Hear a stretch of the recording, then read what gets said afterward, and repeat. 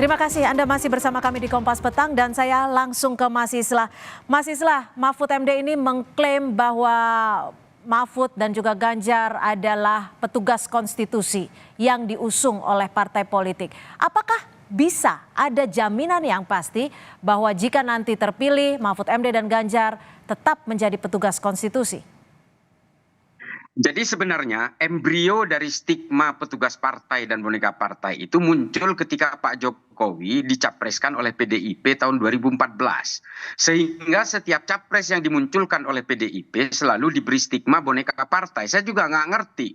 Dan ini juga dialami oleh Pak Jokowi dari 2 kali pilpres 2014-2019 seolah-olah setiap orang yang dicalonkan oleh PDIP ini adalah boneka partai atau petugas partai. Maka kemudian Pak Mahfud berusaha mengconvince, berusaha meyakinkan setiap orang bahwa kalau orang yang ingin mengendalikan cawapresnya, terutama Pak Mahfud, atau capresnya misalnya Pak Ganjar, tentu saja tidak akan memilih Pak Mahfud. Pak Mahfud ini ingin membuktikan kepada khalayak bahwa saya dipilih oleh PDIP dan juga partai pengusung lainnya untuk menjadi cawapres justru karena saya ini memang nggak bisa dikendalikan. Nah ini yang ingin diketengahkan oleh Pak Mahfud. Jadi Pak Mahfud, lontaran Pak Mahfud itu tidak vis a vis dengan 02 atau juga dengan 01, tapi juga vis-a-vis dengan 01 dan 02, apalagi dengan Golkar. Tentu saja tidak. Karena di 02 juga bukan hanya Golkar, di 01 juga bukan hanya Nasdem misalnya. Tapi ini adalah bagaimana cara berkomunikasi Pak Mahfud untuk meyakinkan publik bahwa justru saya ini dipilih karena saya ini tidak siap untuk menjadi boneka partai, petugas partai, dan Pak Mahfud juga bukan partisan. Artinya Pak Mahfud ingin meyakinkan itu kepada penanya dan juga sekaligus kepada publik. Baik, Bang Doli, kalau melihat apa yang terjadi saat ini, koalisi Indonesia Maju bisa dikatakan koalisi gemuk untuk membantah dikendalikan oleh oligarki? Pertama saya kira bagus aja ya yang disampaikan oleh Pak Mahfud bahwa memang seharusnya tidak ada petugas partai. Jadi ada otokritik juga di dalam partai politik yang mengusung Pak Ganjar dan Pak Mahfud gitu loh. Tetapi seharusnya itu tidak perlu juga nyerempet-nyerempet nyerang-nyerang partai lain ya. Kita urus saja partai kita masing-masing kayak gitu ya. Jadi kebiasaan untuk menyerang tanpa kendali itu juga menurut saya tidak bagus ya. Sebetulnya dalam sistem pemerintahan kita ini kan susah. Kita ini sudah memilih sistem demokrasi di salah satu indikatornya adalah partai politik. Jadi semuanya memang aspirasi kekuatan itu melalui partai politik. Ya bahwa kemudian cara kita mau lebih objektif atau tidak itu memang penting ya. Tidak seharusnya semuanya harus ada dialektika, dialog dan segala macam.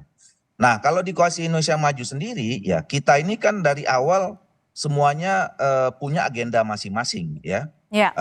Kemudian berproses ya. Kita punya keputusan-keputusan internal kita yang kemudian menyatu bersama dengan keputusan partai-partai yang lain yang sama visi dan misinya. Ketemulah kemudian 9 partai politik ini membangun Koalisi Indonesia Maju. Jadi sesimpel itu saja. Jadi sama dengan proses pembangunan koalisi partai politik di pilpres-pilpres sebelumnya, di mana dalam undang-undang kita itu memang diatur bahwa pencalonan capres dan cawapres itu adalah gabungan partai politik ataupun gabungan partai politik. Nah karena kita ketemu visi misinya, agenda-agenda yang lainnya sama, ya kita kemudian bersatu membangun Koalisi Indonesia Maju. Sesimpel itu saja. Oke, Mas Riono, seperti kita tahu bahwa tadi juga disebutkan oleh Anda, metafora bebek ini kan sebenarnya begitu dalam. Jadi artinya juga bisa dikatakan begitu dalam. Nah menurut Anda sendiri untuk yang dimaksud Mahfud ini, bebek-bebek ini dikendalikan oleh siapa? Oligarki bagian manakah? Ya kalau kita tahu yang namanya oligarki tidak bisa dipisahkan dari kehidupan politik di Indonesia. Kenapa?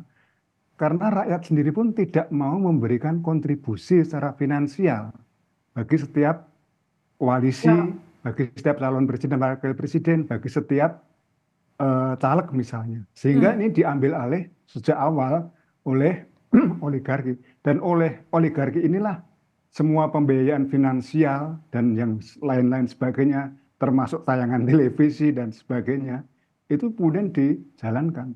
Oligarki di Indonesia itu ajaib karena apa? Dia punya partai politik, punya uang besar, punya media yang bisa dikendalikan, dan seterusnya dan seterusnya. Dan ini saya kira Mahfud MD berupaya karena salah satu anggota koalisi dari koalisinya Pak Mahfud ini kan HT dari Tani Sudibyo yang punya MNC Group dan dia punya banyak jaringan media, ya, media televisi dan sebagainya, termasuk media online. Pak Mahfud ingin menjaga jarak. Kami atau Ganjar dan Mahfud bukan petugas oligarki. Kami tidak gampang didikte dan ini adalah cara untuk memberikan diferensiasi. Bahwa kemudian yang terjadi Pak Mahfud tidak secara langsung menyerang 01 maupun 02, Anies Baswedan, Muhammad Iskandar, ataupun Prabowo Gibran, itu memang kita sudah melihat cara kritik orang Indonesia, cara menyerang Indonesia, tidak ingin berjalan seperti itu, Mbak. Tapi kalau bisa dipertegas, oligarki yang dimaksud Mahfud MD ini adalah oligarki yang berkuasa saat ini, atau memang partai politik yang mendukungnya, atau seperti apa?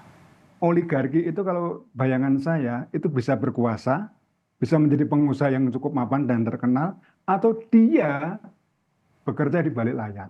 Kalau dia menjadi pejabat, jelas oligarki ini kayaknya ya paling menjadi ketua partai, pemilik modal besar, pemilik televisi, pemilik partai politik, dan sebagainya. Itu yang dinamakan dengan oligarki. Kita bisa cek siapapun yang menjadi oligarki di Indonesia. Dan misalnya jumlah dana kampanye, itu pun menurut saya cuma basa-basi saja gitu loh. Kalau kita cek jumlahnya itu wah luar biasa, lebih banyak itu Mbak dari apa yang dilaporkan. Gitu. Baik, Mas Islah, statement Mahfud ini kan bisa dikatakan cenderung lebih berani dan mengena dengan metafora yang begitu dalam. Apa yang menjadi alasan dibalik ini semua? Apakah karena ada kecenderungan survei yang menurun seperti yang disebut oleh Andre Rosiade? Ya, saya ulangi sekali lagi, kalau soal survei ini dari dulu dari 2014 hampir mayoritas lembaga pollster itu selalu memenangkan Prabowo. Artinya